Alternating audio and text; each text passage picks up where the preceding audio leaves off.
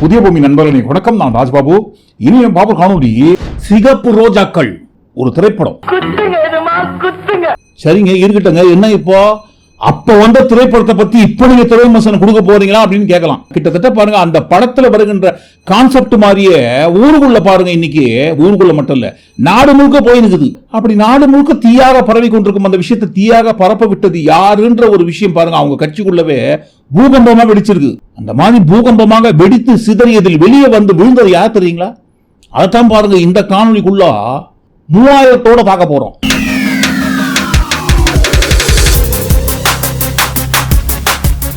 நரேந்திர மோடி அவர்கள், பிரதமர் நரேந்திர மோடி அவர்கள் நம்ம நாட்டோட நாடாளுமன்ற தேர்தல் அறிவித்த உடனே பாருங்க, தமிழ்நாட்டுக்கு எக்கச்சக்கமா விசிட் பண்ணி அட்டெண்டன்ஸ் போட்டாரு.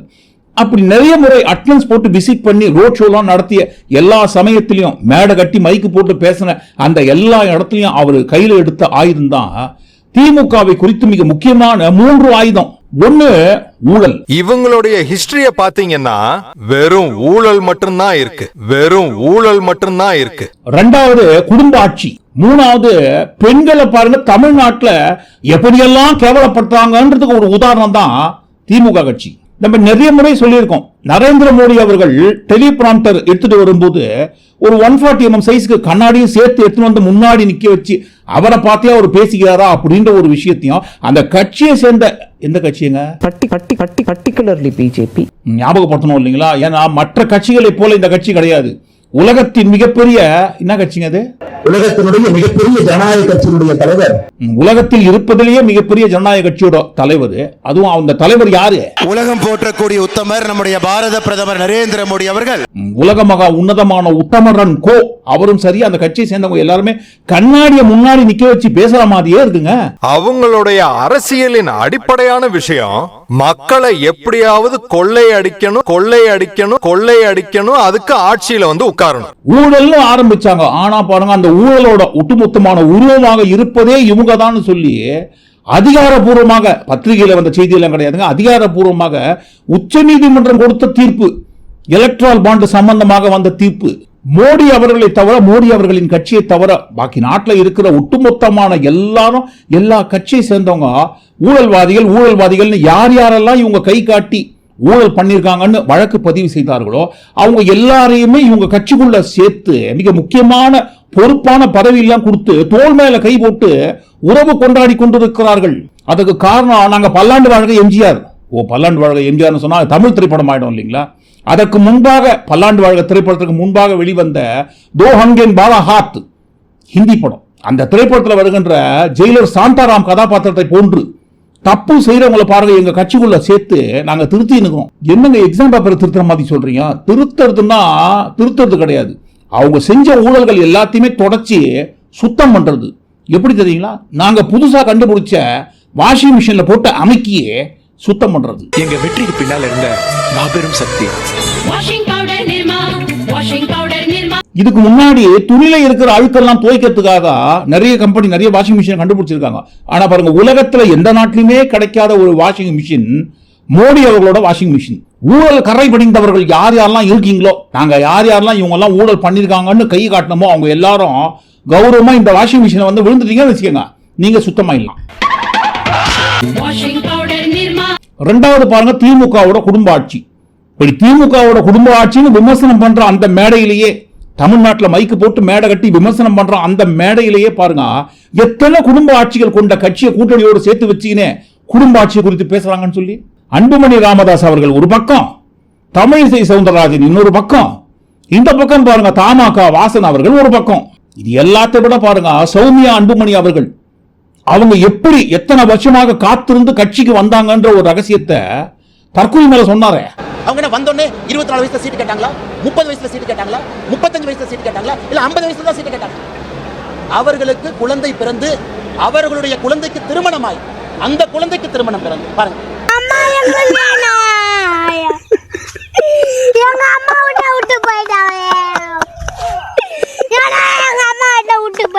சௌமியா ராமதாஸ் அன்புமணி அதன் பிறகு அரசியல் மண்டையில எதுவும் அடிச்சிட்டாங்களா? இப்படி எக்கச்சக்கமான வாரிசு அரசியல் அடங்கிய கட்சிகளை கூட்டணிக்குள்ள சேர்த்து வச்சுக்கின்னு அப்படி வாரிசு அரசியல் கட்சிகளை அந்த மேடையில வைத்துக் கொண்டே சொன்னாரு பாருங்க. पूरी डीएमके एक फैमिली की कंपनी बनकर रह गई है. மூணாவது பாருங்க, பெண்களை தமிழ்நாட்டில் எந்த அளவுக்கு கேவலப்படுத்துறாங்க, எந்த அளவுக்கு இழிவா நடத்துறாங்க அப்படின்றதுக்கு ஒரு உதாரணம் தான் திமுக. கண்ணாடி சார் அது.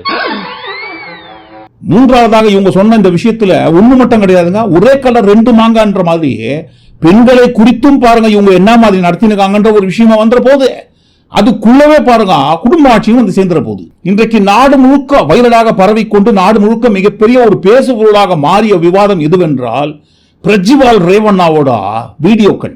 நேற்றைய தினம் வெளியிட்ட காணொலியில் இந்த பிரஜ்வால் ரேவண்ணாவை குறித்த சில துளிகள் செய்தியாக நம்ம சொல்லியிருந்தோம். ஆனா பாருங்க, இந்த பிரஜ்வால் ரேவண்ணா சம்பந்தப்பட்ட விஷயத்தை நம்ம சொல்லணும்னு சொன்னா 10 கிடையாதுங்க, 100 வீடியோக்கு மேல நம்ம பதிவு பண்ண வேண்டி வரும்.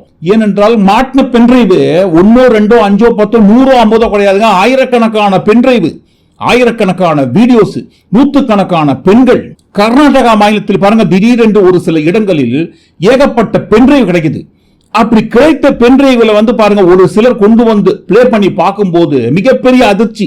அந்த வீடியோவுக்குள்ள மாட்டினது பிரஜ்வால் ரேவண்ணா மட்டும் கிடையாதுங்க, அவருடைய தந்தையான ரேவண்ணாவும் உள்ள இருந்திருக்காங்க அந்த வீடியோக்குள்ள. 2 பேரா மாமி? பொள்ளாச்சியில் நடந்த சம்பவமே மிக கொடுமையானது, மிக கொடூரமானது. ஆனா பாருங்க, பல மடங்கு அளவில் பொள்ளாச்சி சம்பவத்தையும் மிஞ்சக்கூடிய வகையிலான பிரஜ்வால் ரேவண்ணாவோட சம்பவம். இன்று கர்நாடகா மாநிலத்தில் உள்ள அனைத்து மெயின் ஸ்ட்ரீம் மீடியா மற்றும் சோசியல் மீடியா எதை ஓபன் பண்ணி பார்த்தாலும் பாருங்க மிகப்பெரிய அளவுல காட்டுத்தீயாக பரவி கொண்டிருப்பது இந்த பிரஜ்வால் ரேவண்ணாவோட வீடியோ சம்பந்தப்பட்ட விஷயம் தான். அந்த பென்டிரைவில் கிடைத்த வீடியோக்குள்ள சிக்கிய பெண்கள் ஏராளமானவர்களாம். ஏற்கனவே பழக்கப்பட்ட பெண்களும் அந்த வீடியோக்குள்ள இருக்காங்களா, இவர்கள் துன்புறுத்தி வாண்டடா பர்பஸா தொல்லை கொடுத்து பதிவு செய்யப்பட்ட வீடியோல சிக்கின எக்கச்சக்கமான பெண்களும் இருக்காங்களாம். இதுல வேற பாருங்க, நல்ல விஷயங்களுக்காக போட்டி போட்டுக்கிற மாதிரி, நீ பெருசா நான் பெருசா, நீ பெய்யடா நான் பெய்யடான்னு பார்த்துக்கலான்னு போட்டி போட்டுக்கிற மாதிரி சிக்கிய பென்டிரைவுக்குள்ள இருக்கிற வீடியோக்கள்ல யாரோட வீடியோ அதிகம்? உன் வீடியோ அதிகமா, என் வீடியோ அதிகமா? பிரஜ்வால் மகனான பிரஜ்வால் வீடியோவோட அதிகமா இருக்கா, இல்ல பிரஜ்வாலோட அப்பாவான ரேவண்ணாவோட வீடியோ அதிகமா? 2 பேர் வீடியோவும் பாருங்க சமமா இருக்கிற மாதிரி செய்தி போய் நிக்குது. நீ ஒண்ணு பண்ணு, 40 பக்கம் ரூல் நோட் ஒண்ணு வாங்கி இதே மாதிரி உன்னை பத்தியும் குடும்பத்தை பத்தியும் கேவலமா 10 விஷயம் எழுதி நீங்களே கலாச்சி காரி துப்பிக்கிங்க. வடிவேலு சொல்லுவார் இல்லைங்களா, ஊராயா இதுன்ட்டு, கர்ம ஊராடாது. அந்த மாதிரி குடும்பமா இது. அப்பா மகன் 2 பேருமே சிக்க கூடாத வீடியோக்குள்ள சிக்கிய வீடியோக்கள் 1, 2 கிடையாதுங்க, ஆயிரக்கணக்கான வீடியோ. ஒரு வீடியோங்க, ஒரே ஒரு வீடியோ நம்ம பாருங்க தினந்தோறும் பதிவு பண்ணி அதை எடிட்டிங் பண்ணி மக்கள்கிட்ட கொண்டு போய் சேர்ப்பதற்கு பல மணி நேரங்கள் ஆகுது. ஆனா பாருங்க இந்த 2 பேரோட வீடியோ, அதுவும் பாருங்க எந்த மாதிரி வீடியோவை அதே போல வேலையெல்லாம் பண்ணி அந்த மாதிரி வேலை பண்ண வீடியோவை ஆயிரக்கணக்கில் எடுத்து அதை எப்படி அவ்வளவு பென்டிரைவ்ல ஸ்டோர் பண்ணாங்க? இதே வேலையாத்தான் அலையறானா? அப்ப நாள் கணக்குல, வார கணக்குல, மாச கணக்குல இல்லங்க, வருஷ கணக்குல இதே போல அநியாய அக்கிரமம் 2 பேரும் சேர்ந்து பண்ணிருக்காங்க. இந்த இடத்துல மிக முக்கியமான ஒரு விஷயத்தை ஞாபகப்படுத்துறோம். என்னங்க சப்பக்கட்டு கட்ட போறீங்களா யாருக்காவது அப்படின்ட்டு? இல்ல, சப்பக்கட்டுலாம் கட்ட போறது இல்ல, ஒரு செய்தியை தான் சொல்ல போறோம். சில தினங்களுக்கு முன்பாக பாருங்க, திமுக கட்சியை சேர்ந்த எம்எல்ஏ கருணாநிதி அவர்களின் மகன் வீட்டுல பணிபுரிந்த ஒரு பணிப்பெண்ணை கொடுமைப்படுத்தியதாக ஒரு செய்தி வந்தது. எல்லாருக்குமே தெரியும். அது சம்பந்தமாக நம்மளும் ஒரு காணொலி பதிவு பண்ணியிருந்தோம். நண்பர்கள் யாராவது அந்த காணொலியை பார்க்கலன்னா அந்த வீடியோக்கு கீழே டிஸ்கிரிப்ஷன் அந்த வீடியோ லிங்க் கொடுக்குறோம் பாருங்க.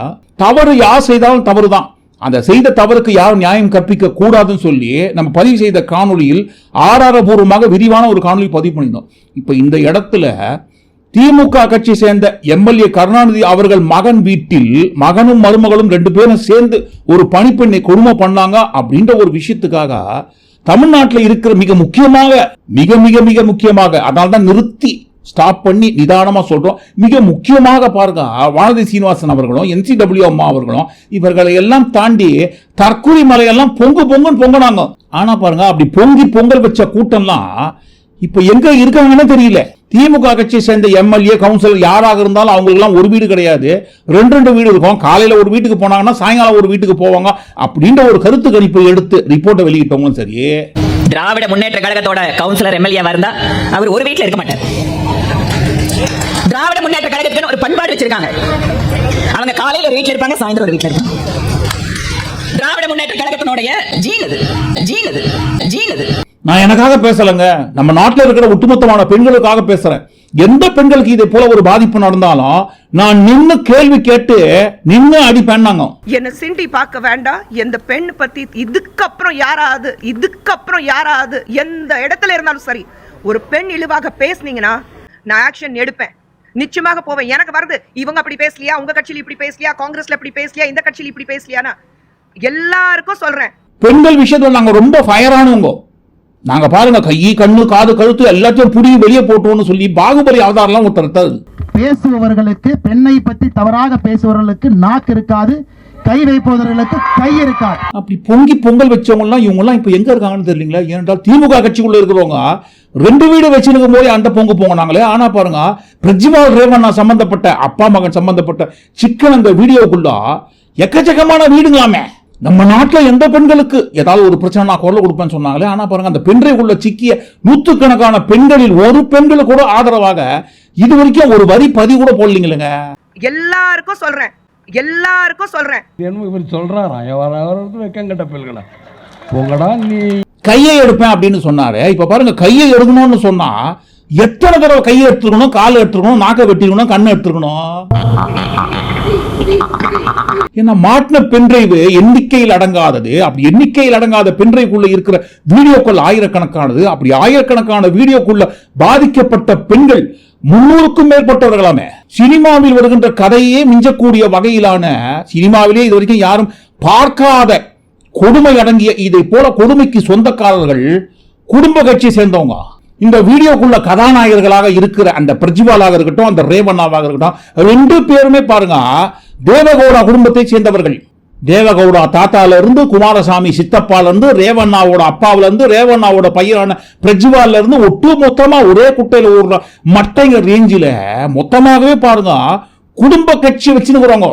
திமுக கட்சியை குடும்ப கட்சின்னு சொன்னாங்களே. இப்ப மோடி அவர்கள் கர்நாடக மாநிலத்தில் கூட்டணி வைத்துக் கொண்டிருக்கும் இந்த கட்சி குடும்பமே கட்சிக்குள்ள தான் இருக்குது. அதனால தான் பாருங்க ஒருத்தர் மாட்டினா எங்க செயின் லிங்க் மாதிரி எல்லாரும் மாட்டிக்க போறாங்கன்றதுக்காக இப்பவே பிராக்கெட் போட்டாரு. யாருங்க? கர்நாடகா மாநில முன்னாள் முதல்வரான குமாரசாமி என்ன சொல்றாரு, ஐயா நாங்க சொந்தக்காரங்களாக இருந்தாலும் எங்களுக்கும் இந்த வீடியோக்கும் எந்த சம்பந்தம் கிடையாது. வேணா நீங்க இந்த வீடியோ போட்டு பாருங்க, நான் அந்த ஒரு வீடியோ கூட இருக்க மாட்டேன். நான் இப்போதைய கர்நாடக அரசு விசாரணை குழு ஒன்று அமைச்சிருக்காங்க. அந்த விசாரணை குழு விசாரித்து முடிவு என்னன்னு சொல்லட்டும். அதுக்கு நடுவில் வேற எந்த முடிவும் யாரும் எடுத்துறாதீங்கப்பா, எனக்கும் இந்த வீடியோவுக்கும் அந்த வீடியோக்குள்ள இருக்கிற சம்பவத்துக்கும் எந்த சம்பந்தம் இல்லைன்னு சொல்லிட்டு இப்பவே பாருங்க குமாரசாமி எஸ்கேப் ஆயிட்டாரு. Whatever is the ground reality that has to exposed by the government, not from me. That responsibility is on the government. Not only that, the video which were released, who are behind in that is more offense. இப்படி பிரச்சனை எல்லாம் வரும்போது சொந்தக்காரங்க எல்லாம் எங்க மாட்டிக்க போறாங்கிறதுக்காக எனக்கு இதுக்கு சம்பந்தம் இல்லைன்னு சொல்லி எஸ்கேப் ஆயிடுவாங்கன்னு முன்னாடியே பாருங்க பிரஜ்வாலுக்கு தெரிஞ்சிருக்கு. அதனால்தான் இப்படி ஒரு விஷயம் மாட்டின உடனேயே முதல்ல பாருங்க வெளிநாட்டுக்கு தப்பிச்சு ஓடினவர் அவர் தான். இப்ப வெளிநாட்டுக்கு அவர் எப்படி தப்பிச்சு ஓடினாரு அப்படின்ற ஒரு கேள்வி கூட இன்றைக்கு நாடு முழுக்க இருக்கு. ஆனா பாருங்க இவ்வளவு பெண்கள் பாதிக்கப்பட்ட இந்த விஷயம் எப்படி வெளியே வந்ததுங்க? பணிப்பெண் ஒருவர் கொடுத்த புகாரின் அடிப்படையில் வெளியே வந்தது. ஐயோ, திமுக கட்சியை சேர்ந்த எம்எல்ஏவோட மகன் தன்னோட அப்பா சிட்டிங் எம்எல்ஏ அப்படின்ற ஒரு அதிகார ஆணவத்தின் காரணமாக தன்னோட வீட்டில் ஒர்க் பண்ணி இந்த பணிப்பெண்ணை கொடுமை பண்ணாங்கன்னு சொல்லி அவ்வளோ கத்து பொங்கி எழுந்து வந்தாங்க இல்லைங்களா? இப்ப பாருங்க அந்த பிரஜ்வால் ரேவண்ணா வீட்டில் பணிபுரிந்து கொண்டிருந்த பணிப்பெண்ணை இதே போல அநியாய ஆக்கிரமம் பண்ணது மட்டுமல்லாமல் அந்த பணிப்பெண்ணோட பொண்ணை இதை போல கொடுமை பண்ண ட்ரை பண்ணிருக்காங்க. பையன் மட்டும் கிடையாது, அப்பா பையன் 2 பேரும் சேர்ந்தே அந்த பணிப்பெண்ணுக்கு இதே போல ஒரு அநியாய அக்கிரமம் கொடுமையை பண்ணியிருக்காங்க. அந்த கொடுமை பண்ணதை வேற பாருங்க வீடியோவா பதிவு வேற செஞ்சு வச்சிருக்காங்க. அந்த பணிப்பெண்ணுக்கு நடந்த கொடுமையை வெளியே சொல்ல முடியாம கஷ்டப்பட்டு கொண்டிருக்கும் அந்த சமயத்துல பாருங்க அந்த பணிப்பெண்ணோட பொண்ணையும் பாருங்க இதே மாதிரி ரேஞ்சில 2 பேரும் கொடுமை பண்ண ட்ரை பண்ணியிருக்காங்க. அதற்கு பிறகுதான் பாருங்க அந்த பணிப்பெண் பொங்கி எழுந்து கொடுத்த புகாரின் பேரில் இந்த உண்மைகள்லாம் வெளியே வந்திருக்கு. பெண்கள் நம்ம நாட்டின் சக்தி, நம்ம நாட்டோட சக்தியாகத்தான் பெண்களை பார்க்கிறேன்ட்டு நரேந்திர மோடி அவர்கள் போற எல்லா பிரச்சார மேடையில பேசுறாரு இல்லைங்களா? ஆனா பாருங்க நூற்றுக்கணக்கான பெண்களுக்கு இதை போல ஒரு கொடுமை நிகழ்த்திய வேட்பாளர் பிரஜ்வால் ரேவண்ணாவை ஆதரித்து தான் மோடி அவர்கள் கர்நாடக மாநிலத்தில் பிரச்சாரம் பண்ணியிருந்தாரு. நாட்டுக்கே நாங்க தான் பாதுகாப்பு கொடுக்கிறோம், மோடி அவர்களின் பாதுகாப்பு தான் நம்ம நாடே இருக்கு அப்படின்ற ஒரு பிம்பத்தை கிரியேட் பண்றாங்க இல்லைங்களா? ஆனா பாருங்க அவர் எந்த வேட்பாளரை ஆதரித்து பிரச்சாரம் பண்றாரோ அவரே இதை போல ஒரு அநியாய அக்கிரமத்துக்கு சொந்தக்காரராக இருக்கிறாங்க அப்படின்ற ஒரு விஷயம் கூட தெரியாமே பாருங்க பல நாட்கள் அவர் ஆதரித்து பிரச்சாரம் பண்ணுங்க. சரி, பிரச்சாரம் எல்லாம் கூட ஆதரித்து பண்றது இருக்கட்டுங்க. இப்ப பாருங்க பணிப்பெண் கொடுத்த புகாரின் பேரில் இதை போல ஒரு விஷயம் வெளியே வந்தது. ஆனா அந்த பென் டிரைவ்லாம் எப்படி கர்நாடக மாநிலத்தில் சிக்கிச்சிங்க? அந்த மர்மமான கேள்விக்கு பதிலாக, அந்த பதிலோட முகமாக யார் வருவாங்கன்னு பார்த்தா போர்டு தான் வருவாரு. இது புரியுதா? அடடா, அவரு செவுத்துல போர்டை மாட்டி பேசுறது. நாங்க சொன்ன போர்டு கழுத்திலேயே போர்டை மாட்டி சுத்துறவர். என் பேர் அண்ணாமலை. அவர் தான் வந்து நிக்கிறாரு இந்த மர்மமான கேள்வியோட பதில் முகமாக. என்ன பாருங்க, இப்போதைக்கு சமீபத்துல கர்நாடக மாநிலத்தில் தேர்தலில் பிரச்சாரம் பண்றதுக்காக தற்குறி மலை தான் போனாரு.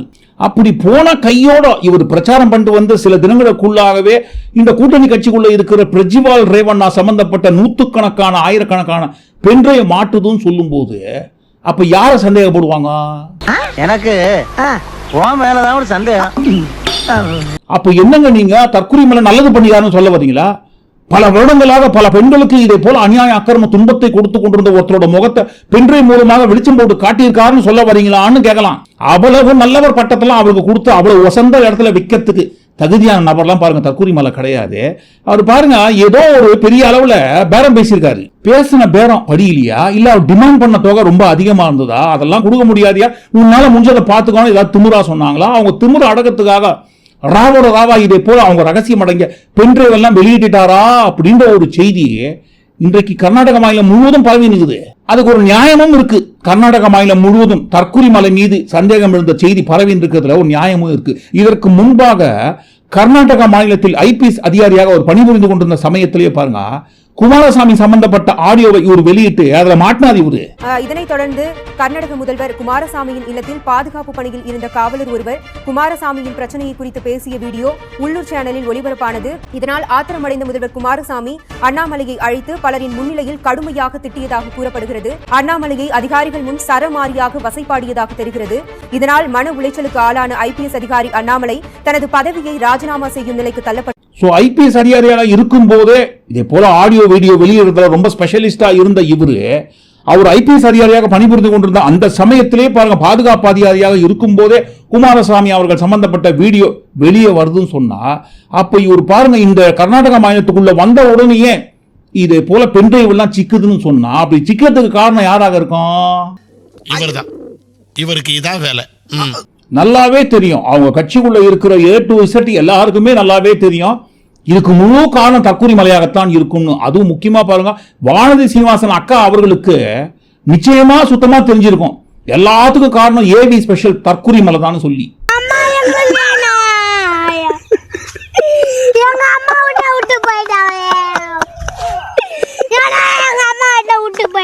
இது எல்லாத்துக்கும் மேல கர்நாடக மாநிலத்தில் கிடைச்ச இந்த பென்ட்ரைவ்க்குள்ள இருக்கிற வீடியோக்கள் வட மாநிலங்கள் முழுவதும் உத்தரப்பிரதேசம் பீகார் எல்லா ஸ்டேட்லயும் பாருங்க வைரலா தீயா எல்லாத்துலயும் பத்தி எஞ்சினுக்குது எல்லா சோசியல் மீடியாலையும்.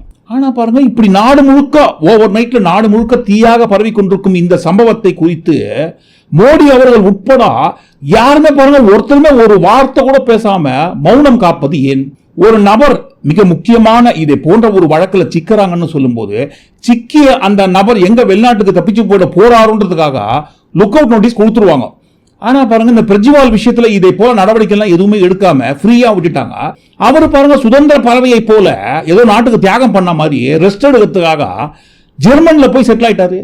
நம்ம நாட்டோட வங்கிகள்ல இருந்து பெரிய பெரிய கார்பரேட் பண்ண முதலாளிகள் கடனை வாங்கிட்டு வாங்கின கடனை வேணே திரும்ப செலுத்தாம மோசம் செய்த கார்பரேட் முதலைகள் எல்லாரும் வெளிநாட்டுக்கு தப்பிச்சு போறதுக்கு ஹெல்ப் பண்ற மாதிரி இந்த பிரஜ்வால் தப்பிச்சு போறதுக்கும் பாருங்க ரொம்ப அழகா ஹெல்ப் பண்ணிக்காங்க பொழுது. அப்படியெல்லாம் சொல்லாதீங்க, நாங்க எங்க ஹெல்ப் பண்ண போறோம். அந்த வீடியோ பாருங்க பிம்பிளிப்பி பிலாப்பி சும்மா அந்த வீடியோக்குள்ள இருக்கிறது பிரஜ்வாலும் கிடையாது, ரேவண்ணாவும் கிடையாது, எங்க குடும்பத்துக்குள்ள இருக்கிற யாருமே கிடையாது. அது முழுக்க முழுக்க பாருங்க மார்பிங் செய்து எடுக்கப்பட்ட வீடியோ. சும்மா சொல்லுங்க, அதே போல சொல்லி வழக்கெல்லாம் போட்டிருக்காங்க. அந்த வீடியோக்குள்ள இருக்கிறது யாருமே பாருங்க நாங்க கிடையாது, அது எல்லாமே மார்பிங் செய்து எடுக்கப்பட்ட வீடியோன்னு சொல்லி வழக்கு போட்டிருக்காங்க. அந்த வழக்கு பாருங்க விசாரணைக்கு வரப்போகுது. சரி, மார்பிங் செய்து எடுக்கப்பட்ட வீடியோன்னு சொல்லிக்காங்களே, அது மார்பிங் செய்து எடுக்கப்பட்டதா இல்ல ஒரிஜினல் வீடியோ தான் சொல்லி போட்டு பார்ப்பாங்க இல்லைங்களா? எவ்வளவு வீடியோ போட்டு பார்க்க முடியுங்க? என்னடா இது வசனமே புரியல. வசனமாடா முக்கியம், படத்தை பாடுறா. ஏதோ பாருங்க பார்த்துக்கிட்டே இருக்கக்கூடிய வகையிலான பழைய திரைப்படங்கள், என்றென்று மறக்க முடியாத அழியாத காவியமாக இருக்கிற பழைய திரைப்படங்களை போல பார்த்து கொண்டே இருப்பதை போல வேணா திரைப்படங்களை பார்த்துனுங்க. ஆனா பாருங்க திரும்ப திரும்ப திரும்ப திரும்ப திரும்ப ஆயிரக்கணக்கான வீடியோக்களை இதை போல சம்பவம் அடங்கிய வீடியோவையே எப்படி எவ்வளவு வீடியோ போட்டு பார்த்து ஒரிஜினலா மார்பிங் செய்தா ஏஐ டெக்னாலஜி மூலமா கிரியேட் பண்ணதான்னு பார்க்க முடியுங்க. அதாவது பாருங்க, மாட்டக்கூடாத நூற்றுக்கணக்கான ஆயிரக்கணக்கான வீடியோக்கள் மாட்டி இருக்கு. அப்படி மாட்டிய ஆயிரக்கணக்கான வீடியோவும் மார்பிங் செய்து எடுக்கப்பட்ட வீடியோ. இதை நீங்க நம்பணும். இல்ல நாங்க நம்ப மாட்டோம் அப்படின்னு யாரும் நம்பாம இருந்தீங்க டக்குன்னு பழிக்கும். ஏன்னா உலக உத்தமர்கள் தமிழ்நாட்டில் இவங்க முன்வைத்த 3 விஷயம் பிரச்சாரம் பண்ணும்போது, குடும்ப ஆட்சி, ஊழல், பெண்களுக்கு பாதுகாப்புன்ட்டு, இது எதுக்குமே பாருங்க இவங்க பொருத்தமானவர்களே இல்லைன்ட்டு நாட்டு மக்கள் எல்லாருக்குமே தெரியும். அப்படி தெரிகிற விஷயத்தை தெரியாதவாறு தாறு பூசி அழிக்கிறதுக்காகத்தான் நரேந்திர மோடி அவர்கள் என்றைக்குமே இல்லாதவாறு 1.5 மணி நேரம் ஒரு இன்டர்வியூ கொடுத்திருக்காரு. இன்டர்வியூ கொடுத்தது தப்பு கிடையாது. ஆனா பாருங்க, ஒரு நல்ல நபர்கிட்ட ஸ்கிரிப்ட் எழுதி வாங்கி வந்திருக்கலாம் இல்லைங்களா?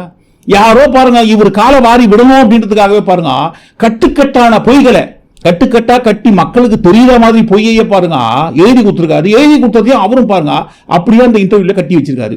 அவர் கட்டி வைத்த அந்த இன்டர்வியூ குறித்து நாளைய தினம் பார்க்க போறோம். ஒட்டுமொத்தமா எல்லாத்தையும் கூட்டி கேட்டு இந்த காணொலிக்குள்ள வந்த எல்லா உலக உத்தமர்கள் சம்பந்தப்பட்ட விஷயத்தை பத்தி நீங்க என்ன நினைக்கிறீங்க அப்படின்னு உங்க கருத்துல நீங்க கமெண்ட் பண்ணுங்க. மீண்டும் இந்த காணொலியில் நாம் சந்திப்போம். நன்றி, வணக்கம்.